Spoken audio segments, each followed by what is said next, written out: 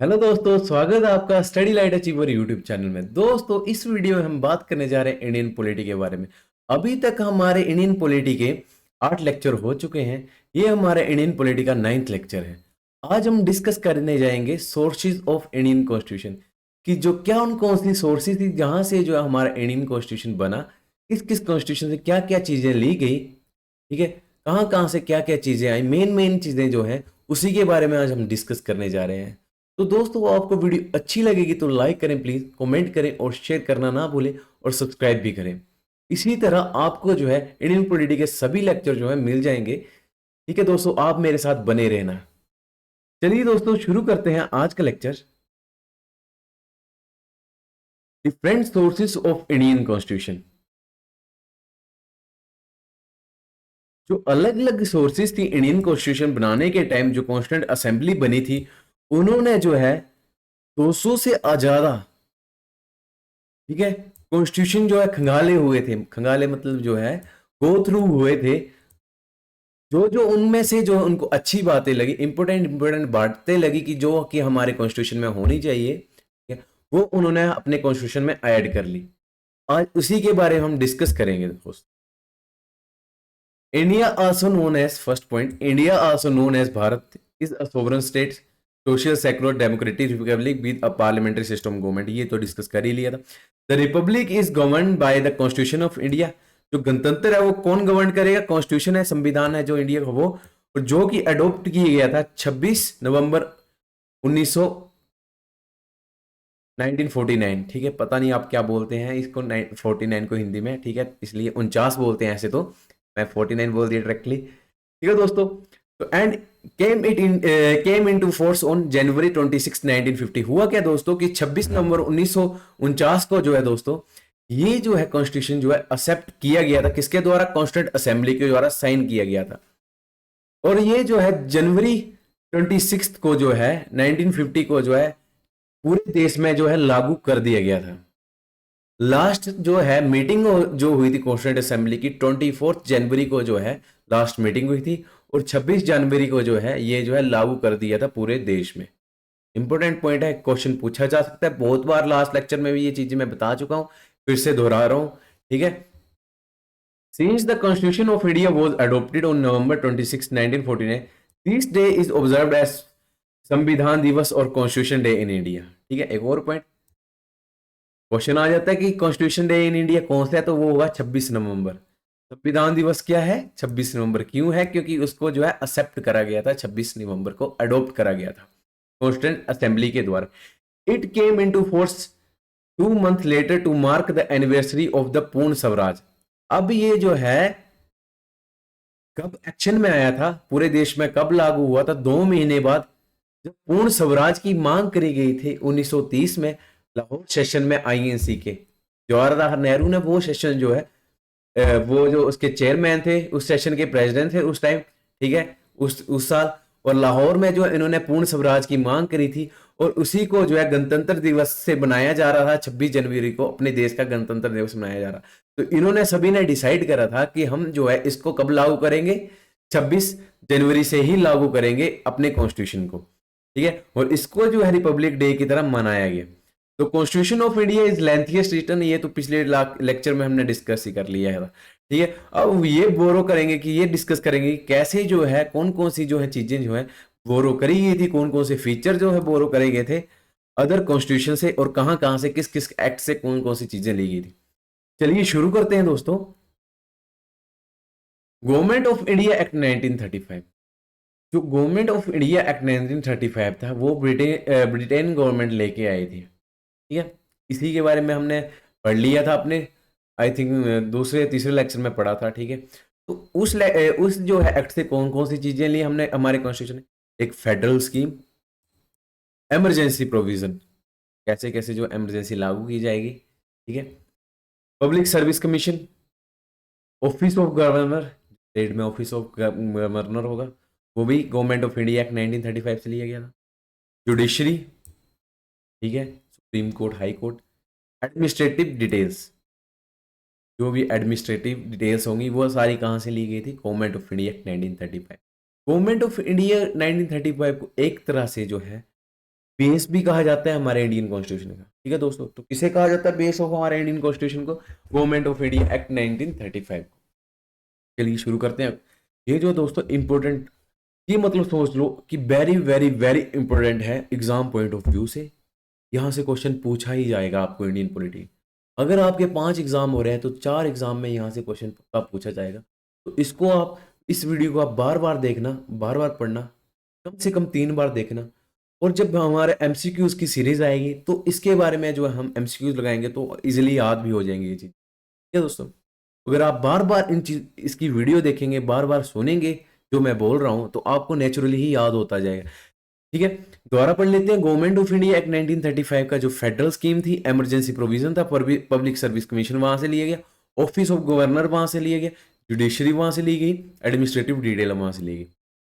अब बात करते हैं ऑस्ट्रेलिया। ऑस्ट्रेलिया के कॉन्स्टिट्यूशन से क्या क्या लिया गया। अगर दोस्तों मैं एक और बात बता दूं कि हमारे जो कॉन्स्टिट्यूंट असेंबली ने डायरेक्टली नहीं बोरो कर ली थी ये चीजें, डायरेक्टली नहीं भी हाँ वहां से उठाई कट एंड पेस्ट कर दिया, नहीं ऐसा कुछ नहीं था। उन्होंने वो चीजें देखी वहां से, उसको अपने हिसाब से अमेंड करा, और उस अपने हिसाब से हमारे देश के की जियोग्राफिकल कंडीशन के हिसाब से, जो लैंग्विस्टिक कंडीशन है उसके हिसाब से कैसे बेस्ट रहेगी, उसी हिसाब से जो इसमें ऐड करा गया। इसको जो है शेप एंड साइज अच्छे से ड्राफ्ट करके जो हमारे कॉन्स्टिट्यूशन में ऐड करा गया था। ऑस्ट्रेलिया के कॉन्स्टिट्यूशन से कौन कौन सी चीजें लिखी? Concurrent list. ये जो कॉन्करेंट लिस्ट होती है, इसमें जो वो सब्जेक्ट लिखे होते हैं जिसके ऊपर जो है स्टेट भी डिसीजन ले सकती है और सेंटर भी डिसीजन ले सकती है। अगला point, freedom of trade, commerce and intercourse. कि ट्रेड का जो है फ्रीडम, व्यापार करने का फ्रीडम, कॉमर्स का और इंटरकोर्स का जो भी फ्रीडम है वो दिया जाए। ये कैसे दिया जाएगा? कॉन्स्टिट्यूशन में लिखा हुआ है, और वो चीज़ें कहाँ से ली गई हैं, वो ये पॉइंट कहाँ से लिया गया? Australian constitution. Joint sitting of 2 houses of parliament. दोस्तों जो हमारे 2 हाउसेस हैं पार्लियामेंट के, एक राज्यसभा और लोकसभा, इनकी जो है जॉइंट सीटिंग भी होती है। ठीक है, इनकी जो जॉइंट सीटिंग को जो है कौन चेयर करता है? प्रेसिडेंट जो है, इंडिया का जो है प्रेसिडेंट है वो जो है चेयर करता है इसको। ठीक है, वो क्यों करवाता है इन दोनों पार्लियामेंट की जो है मीटिंग को, जो है जॉइंट सीटिंग क्यों करवाता है? जब कोई कानून बन रहा होता है, ठीक है, तो कभी कानून में कोई ऐसी दिक्कतें आ जाती हैं बनने में, कोई बिल पास नहीं होता है, एक में हो रहा है एक में नहीं हो रहा है, अगर उसमें दिक्कत आ रही है कोई, तो जॉइंट सीटिंग होती है दोनों हाउसेस की। ठीक है, इसके अंडर होती है, प्रेसिडेंट के अंडर। तो ये जो joint sitting of 2 houses of parliament है वो ऑस्ट्रेलिया से लिया गया। Canada, federation with a strong centre. ये जो है मेन पॉइंट है, ये एग्जाम के पॉइंट ऑफ व्यू से, कि जो federation with a strong centre जो है ये कहां से लिया गया है हमारे? तो ये लिया गया कनेडियन कॉन्स्टिट्यूशन से। Vesting of residuary power in the centre, और जो रेजिड्यूशरी पावर जो है जो सेंटर के पास ही होंगी। ठीक है, ये भी जो है इनके कॉन्स्टिट्यूशन से। Appointment of state governors by the centre. जो स्टेट के गवर्नर होंगे उनको कौन अपॉइंट करेगा? सेंटर अपॉइंट करेगी। Advisory of jurisdiction of the supreme court. जो एडवाइजरी होगी, ठीक है, जुरिडिक्शन की, सुप्रीम कोर्ट में एक एडवाइजरी बैठती है, ठीक है, जुरिडिक्शन की जो है वो कैसे बैठेगी, कैसे कौन कौन से मेंबर लिए जाएंगे इसमें, वो सारी बातें जो है कहां से ली गई हैं? कैनेडियन कॉन्स्टिट्यूशन से। चार इंपोर्टेंट पॉइंट है, federation with a strong centre, vesting of residuary power in the centre, appointment of state government by a centre, advisory jurisdiction of the supreme court. बस ये 4 पॉइंट है, ये आपको याद कर। Ireland constitution, DPSP, directive principle of state policy. मतलब क्या है इस पॉइंट का? कि डायरेक्टिव जो सिद्धांत है गवर्नमेंट को अपनी पॉलिसी को बनाते हुए ध्यान रखने चाहिए। ठीक है, कोई भी अगर गवर्नमेंट पॉलिसी बना रही है और उन सिद्धांतों को अपने मद्देनजर रखते हुए अपनी जो है पॉलिसी बनाए। ठीक है, ये जो है डीपीएसपी जो है आयरलैंड के कॉन्स्टिट्यूशन से ली गई। Nomination of member to Rajya Sabha, और जो नॉमिनेशन होगी मेंबर की राज्यसभा में वो कैसे होगी? ठीक है, उस सब चीजें जो है वो आयरलैंड से ली गई। Method of election of president. ठीक है, जो इलेक्शन होगा प्रेसिडेंट का वो कैसे होगा, क्या मेथड होगा इलेक्शन का, ठीक है, उसके बारे में भी जो है कैसे इलेक्शन होंगे वो भी आयरलैंड से लिया गया। 3 मेन पॉइंट है, बहुत आसान है। डीपीएसपी कहां से लेगी? आयरलैंड से।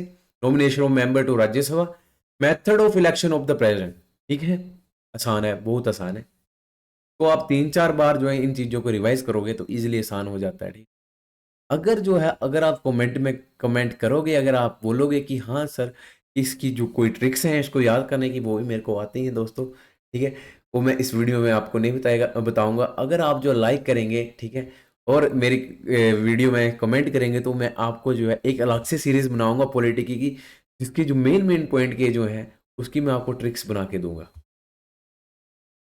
आगे बात करते हैं जापान की। प्रोसीजर एस्टैब्लिश्ड बाय लॉ, ठीक है? ये फंडामेंटल राइट में आता है, ठीक है? सिंगल पॉइंट है प्रोसीजर एस्टैब्लिश्ड बाय लॉ, ठीक है? इसको हम पढ़ेंगे फंडामेंटल की जब बात करेंगे तब, ठीक है? एक पॉइंट है, ठीक है? जापान से क्या लिया गया? प्रोसीजर एस्टैब्लिश्ड बाय लॉ, जो भी होगा एस्टैब्लिश है प्रोसीजर, ठीक है? ठीक है, उसी के बारे में जो बात करी गई है, ठीक है? यहाँ पे संविधान में, वो कहाँ से ली गई है? जापान के कॉन्स्टिट्यूशन से। सोवियत यूनियन, यूएसएसआर, रशिया, ठीक है? अब जो है रशिया, जो सोवियत यूनियन से वो जो रशिया बन चुका है। फंडामेंटल ड्यूटीज, क्या क्या फंडामेंटल ड्यूटीज होनी चाहिए? आइडियल्स ऑफ जस्टिस, आइडिया जो जस्टिस के, सोशल, इकोनॉमिक एंड पॉलिटिक्स, ये जो है हमारे जो प्रीएम्बल में ऐड करे गए हैं, ये 3 शब्द जो है, ठीक है? ये कहाँ से लिए गए हैं? रशियन कॉन्स्टिट्यूशन से लिए, ठीक है? इसे पढ़ लेते हैं। जो फंडामेंटल ड्यूटीज कहाँ से ली गई? Russian constitution. Ideals of justice in a preamble, social, economic and political, तीनों चीजें। आगे बात करते हैं यूके के, मतलब यूनाइटेड किंगडम, ब्रिटेन। ये तो पढ़ना इंपॉर्टेंट ही है, क्योंकि ये तो इसने राज करा है। पार्लियामेंट्री गवर्नमेंट, अब जो पार्लियामेंट्री गवर्नमेंट है, रूल ऑफ लॉ है, ये सभी के लिए लाजो नहीं देखा जाएगा, कोई गरीब नहीं देखा। लेजिस्लेटिव प्रोसीजर, जो लेजिस्लेटिव का जो प्रोसीजर होगा, जो लोकसभा जो भी काम करेगी, पार्लियामेंट जो भी काम करे, विधायक जो भी कैसे काम करेंगे, सभी का जो है कैसे चलेगा हमारे हाउस, उस सभी को जो जो चीज़ें जो है यूके से लेगी। सिंगल सिटीजनशिप, डुअल सिटीजनशिप अपनी सॉरी, अमेरिका और ऑस्ट्रेलिया की है। हमारी जो सिंगल सिटीजनशिप है, ये आइडिया कहाँ से है? United kingdom. कैबिनेट सिस्टम, हमारी जो कैबिनेट मिनिस्टर है, ठीक है, ये सिस्टम कहाँ से लिया गया? United kingdom. प्रेरोगेटिव रिट्स, जो भी रिट्स लगाए जाते हैं, के बारे में हम डिस्कस करेंगे आगे। ये सब सारी जो रिट्स के बारे में जो भी इन्फॉर्मेशन, ये भी यूके के कॉन्स्टिट्यूशन से ली है। पार्लियामेंट्री प्रिविलेजेस, जो भी पार्लियामेंट्री प्रिविलेजेस होती हैं, के बारे में भी यहाँ से। बाइकैमरलिज्म, बाइकैमरलिज्म मतलब 2 houses, lower house, upper house, Lok Sabha और राज्यसभा, ठीक है? ये सारी चीज़ें जो है लोग, बाइकैमरलिज्म यूनाइटेड किंगडम से लिया गया। फिर से पढ़ लेते हैं, 1 2 3 4 5 6 7 8 चीज़ें हैं। Parliamentary government, rule of law, legislative procedure, single citizenship, cabinet system, prerogative writs, parliamentary privileges, bicameralism. US, United States of America, USA लिखना था, ए ऐड कर लेना। जो आपको मैं पीडीएफ प्रोवाइड करवाऊंगा, मैं ए लिख के दे दूंगा, एडिट कर दूंगा। ऐसे तो आपको पता ही होगा यार, इतने तो पढ़े लिखे हो ही, आप समझ जाओगे क्या। यूएसए से जो है हमने फंडामेंटल राइट जो है, फंडामेंटल राइट जो है उसे हमारे तीसरे पार्ट में आता है कॉन्स्टिट्यूशन के। उसके बारे में जो भी फंडामेंटल राइट्स हैं, वो जो है पूरे के पूरे नहीं उठा के लिख दिए हैं, कट एंड पेस्ट नहीं करा, उसको एडिट करके ही डाला गया है, ठीक है? इंडिपेंडेंस ऑफ जुडिशरी, ठीक है? जुडिशरी इंडिपेंडेंटली काम करेगी, ये भी उससे यूएसए से लिया गया। जुडिशरी रिव्यू, मतलब जो भी पार्लियामेंट जो है कानून बनाएगी, किसी भी बात पे लॉ बनाएगी, तो उसको जो एक बार जो है जुडिशरी जो है रिव्यू करेगी। फिर जो है रिव्यू करने के बाद जो है वो जो है कानून पास होगा। अगर रिव्यू में कुछ कमियां निकलती हैं तो वो जो दोबारा पार्लियामेंट के पास जा सकता है एडिट होने के लिए। इम्पीचमेंट ऑफ प्रेसिडेंट, ठीक है? इम्पीचमेंट ऑफ प्रेसिडेंट जो है कि मतलब कैसे जो है प्रेसिडेंट को डिसअपॉइंट करा जाए, मतलब निकाला जाए, ठीक है? उसके बारे में डिस्कस करेंगे। प्रेसिडेंट को तो क्यों निकालेंगे? अगर कोई कांड कर दिया हो प्रेसिडेंट ने तभी निकालेंगे। बहुत ही बड़ी पदवी है हमारे देश में, करना भी चाहिए। मेनली ऐसे ही लोगों को प्रेसिडेंट बनाते हैं जिनका जो है पिछला बैकग्राउंड जो है बिल्कुल क्लियर एंड कट है, दूध की तरह धुले हुए उनको ही बनाते हैं actually. Removal of supreme court and high court जजेस, ठीक है? इम्पीचमेंट एक्चुअली ये भी removal of president, supreme court and high court के जज को कैसे रिमूव करना है, ठीक है? इसके बारे में यूएस से डिस्कशन दी गई है, ठीक है? कैसे इलेक्शन कैसे होंगे प्रेसिडेंट के, वो तो बात कर ले आयरलैंड के कॉन्स्टिट्यूशन में, ठीक है? सुप्रीम कोर्ट और हाई कोर्ट के जजेस कैसे अपॉइंट हो गए वो भी हमने बात कर ली। ये देखो ऊपर कहाँ पे गए यार, भेज लिया। नहीं नहीं नहीं नहीं,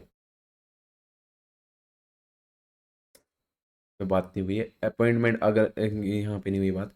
अपॉइंटमेंट जो भी होगी जजेस की वो तो आपको पता है प्रेसिडेंट ही करता है, और जो वाइस प्रेसिडेंट की पोस्ट है वो भी यूएसए से ही दी गई। ठीक है, 1 2 3 4 5 6 जो मेन पॉइंट है, fundamental rights, independence of judiciary, judicial review, impeachment of president, removal of supreme court and high court जजेस, post of vice president. Most important points है फंडामेंटल और जुडिशियल रिव्यू। फंडामेंटल राइट्स वाला जो question है ये तो बार बार पूछा जाता है, अब तो कभी कभार ही पूछा जाएगा, पर ये जो है ये जुडिशियल रिव्यू और इंडिपेंडेंस ऑफ जुडिशरी ये इंपॉर्टेंट है। जर्मनी, वेमार, वेनमार, इससे क्या लिया गया, suspension of fundamental right during emergency. अब जो एक्चुअली जो इमरजेंसी होगी, ठीक है, उसमें जो है, अब जो इमरजेंसी होगी, ठीक है, उसमें जो है जब भी नेशनल इमरजेंसी लगेगी तो कुछ जो फंडामेंटल राइट्स हैं, ठीक है, वो सस्पेंड हो जाते हैं हमारे। ठीक है, तो उन्हीं को जो है कहाँ से लिया गया उस पॉइंट को, जर्मनी के कॉन्स्टिट्यूशन से। South Africa, procedure for amendment in the constitution. अब जो है कॉन्स्टिट्यूशन तो बन गया है, तो उनको तो पता भी था कॉन्स्टिट्यूशन असेंबली के मेंबर को जो कि कॉन्स्टिट्यूशन बना दिया है, अब इसमें जो अमेंडमेंट्स भी की जाएंगी। ठीक है, जैसे जैसे देश की डेवलपमेंट होती जाती है, जैसे जैसे नई चीज़ें आती जाती हैं, उसके हिसाब से कुछ रूल एंड रेगुलेशन भी बनाने चाहिए, उसके लिए अमेंडमेंट्स भी जरूरी हैं। तो जो प्रोसीजर है अमेंडमेंट्स कैसे होंगी, ठीक है, किस तरह कितनी तरह की अमेंडमेंट्स होती हैं, कैसे होंगी, कौन कौन करेगा, कैसे कैसे लोकसभा में कैसे हो सकती हैं, राज्यसभा में कैसे हो सकती हैं, उसके ऊपर डिसीजन कैसे लेगा प्रेसिडेंट। ठीक है, सारी बातें जो है वो साउथ अफ्रीका के कॉन्स्टिट्यूशन से ली गई हैं। Election of member of Rajya Sabha, Rajya Sabha का जो मेंबर है उसके इलेक्शन कैसे होंगे, वो भी जो है वो आपका जो है साउथ अफ्रीका कॉन्स्टिट्यूशन से ली।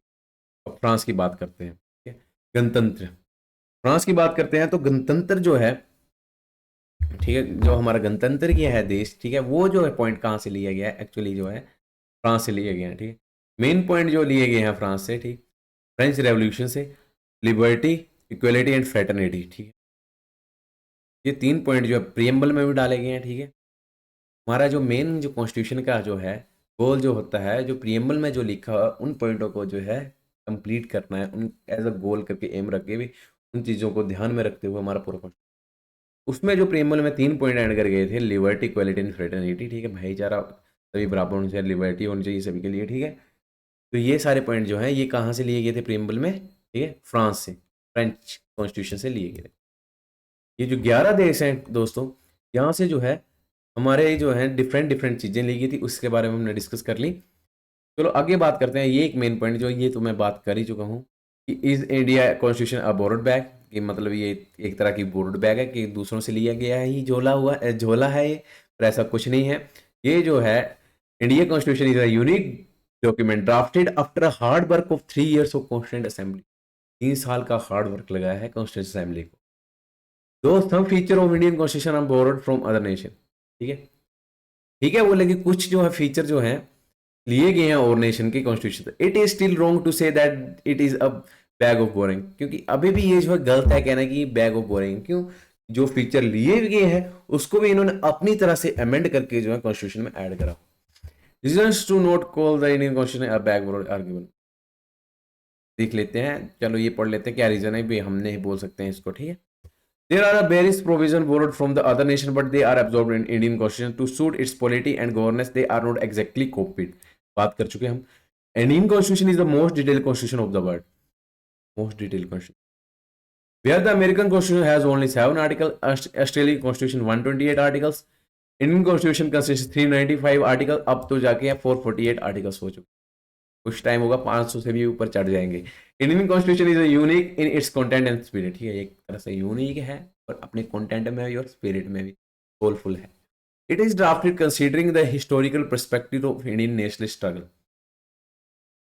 India, it is drafted considering the historical perspective of the Indian national struggle. ये जो है एक तरह से जो है बनाया गया था, तो किसको मद्देनजर रख के गया है, जो भी इंडियन नेशनल स्ट्रगल हुआ था, राष्ट्रीय स्ट्रगल मतलब जो भी मूवमेंट हुए उन सभी को ध्यान में रखते हुए जियोग्राफिकल डाइवर्सिटी को ध्यान में रखते हुए, जो यहाँ पे ट्रेडिशन है, यहाँ का जो लोगों का जो है ट्रेडिशनल वे है, हर मतलब आपको पता ही है यहाँ पे हर 20 किलोमीटर पे भाषा भी बदल जाती है, पानी भी बदल जाता है, ठीक है, और लोग भी बदल जाते हैं। क्या हैं तो हिंदू ही, वहीं मुसलमान भी है, कई तरह के लोग हैं यहाँ पे, ठीक है। उन सभी को जो है एक तरह से एक तरह का संविधान देना बहुत ही कठिन बात दोस्त, एक तरह के मतलब सांचे में डालना सभी को बहुत ही कठिन काम था, जो कि सिर्फ वो लीजेंड ही कर सकते थे जो हमारी कॉन्स्टिट्यूशन असेंबली में थे, ठीक है, वो ही काम कर सकते हैं। मैं तो उनको सल्यूट करता हूँ एट द एंड, ठीक है। तो दोस्तों ये जो है आपको सारी बातें बता दी गई हैं। आज हमने डिस्कस करा इसमें कि जो सोर्सेज हैं हमारे कॉन्स्टिट्यूशन की, ठीक है, कौन कौन सी थी। दोस्तों आप इन एक जो वीडियोस देखते हैं इनको बार बार देखें, जिससे कि आपको याद हो जाए चीज़ें, ठीक है। ये जो बहुत ही ये जो दोस्तों ये जो पॉइंट है ढूंढने से भी नहीं मिलते हैं।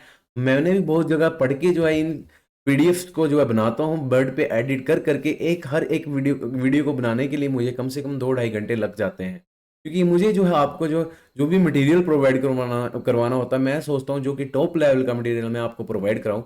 एक बुक में सब कुछ नहीं लिखा होता है, अलग अलग बुक को गो थ्रू होके, अलग अलग साइट्स को गो थ्रू होके मैं जो सब चीज़ों को बनाता हूँ। दोस्तों मेरी मेहनत के लिए एक लाइक तो बनना चाहिए, और दोस्तों शेयर भी करें, कमेंट भी करें और शेयर करें। जो भी आपके जो है फ्रेंड सर्कल में जो भी पढ़ाई कर रहे हैं, एग्जाम की तैयारी कर रहे हैं, एक्चुअल में 10th 11th में भी पढ़ रहे हैं, चाहे 11th 12th में पढ़ रहे हो आप, तो उसी के हिसाब से भी आपको ज़रूरी है कि इंडियन पॉलिटी के बारे में जाने। और मेरा मानना तो ये भी है, एक तरह से मैंने पढ़ना शुरू करा था इसके लिए, एग्जाम के लिए नहीं पढ़ना शुरू करा। मैं एक्चुअली जानना चाहता कि हमारा देश जो है कैसे काम करता है, और हमारे हर नागरिक को जो है इसके पर सभी चीज़ों का जो है पता होना चाहिए, हमारे संविधान के बारे में पता होना चाहिए, कैसे जो है हमारा देश चल रहा है एक्चुअली, कैसे सरकारें काम करती हैं, कैसे जुडिशरी काम करती है। क्योंकि अगर हमें सब चीज़ों का नॉलेज नहीं होगा, तो लोग जो हैं, जो अभी जो सरकारों में बैठे हुए हैं लोग जो है, वो हमारी इस चीज़ का क्या पता फ़ायदा उठा सकें, उठा लें, क्या पता होता है तो उठा भी लेते हैं कभी कहीं कहीं पे। तो सभी दोस्तों को मैं यही निवेदन करता हूँ कि हर इंडियन सिटीजन को इसके बारे में पता हो। अभी तो दोस्तों जो भी बच्चे पढ़ते हैं तो अपने एग्जाम के पॉइंट ऑफ व्यू से पढ़ते हैं, चलो वो भी ठीक है, पर ऐसे नेचुरली पता ही होना चाहिए सबको। तो दोस्तों इसी के साथ जो हम विदा लेते हैं, अगले लेक्चर में हम डिस्कस करेंगे, देखते हैं अगले लेक्चर में देखते हैं कौन सी पॉइंट पे हम डिस्कस करेंगे, किस टॉपिक के बारे में डिस्कस करें, अगले लेक्चर में ही पता चलेगा। तो तब तक रही दोस्तों, जय हिंद जय भारत, ऐसे ही मिलेंगे अगले लेक्चर में।